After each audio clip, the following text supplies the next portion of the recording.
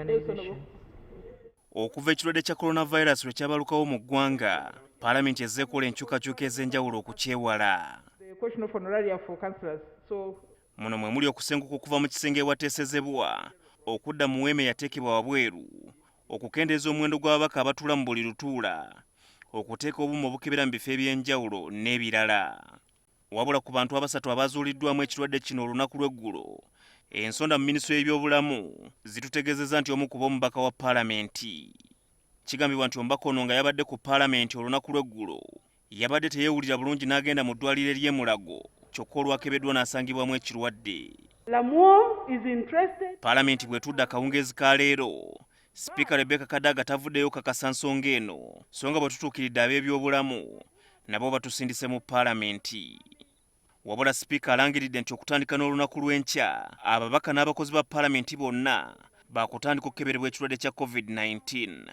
Starting from tomorrow at our medical center here, you can go and get tested, but we shall have to cluster you because we don't want all of you to be there at the same time. So the clerk will organize for how you can get in. Bino bwe bijjidde nga ababaka abatuula kakyokka Paalamenti ak'ebyobulamu bakunyiza minisita w'ebyobulamu Jane Ruth Aceng ku bigambibwa nti yavvoola ebiragiro bya minisita w'ebyobulamu ku kulwanyisa ekirwadde kino. Aceng agamba nti newankubadde abantu bamenya ebiragiro bino olw'okusanyuka nga bamulabyeko, tekyandibadde kya buntu okubayitira abasirikale okubatangira. Look, if your daughter, I am their daughter, if I go down to the ground and they have never seen me and they see me, won't they get excited and move near? Should I request the police to push them or arrest them? That would not be nice. If I am vying for a political position, I have to handle people nicely, and it is not in my manner to get people to be arrested in the wrong way. Newankubadde Aceng akikkaatiriza nti yali asomesa abantu okwambala masiki, akukkulumidde bannabyabufuzi baayagala okuvuganya nabo ku kifo ky'omubaka omukyalo wa disitulikiti y'Erira okumulwanyisa nga be baasindika ebifaananyi bino ku mitimbagano. So I did a good job in my own opinion.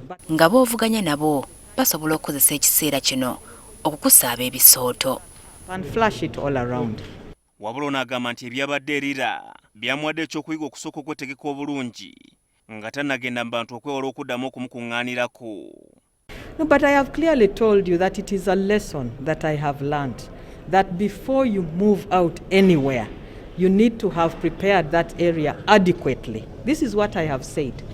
I am not saying that it should happen anyhow. No, I'm saying kino kyakuyiga gye ndi. Now, if the electoral roadmap is out and people are going into campaigns, before you move out to any districts or any constituency or any sub-county, they need to be prepared adequately, and you only go to that targeted area.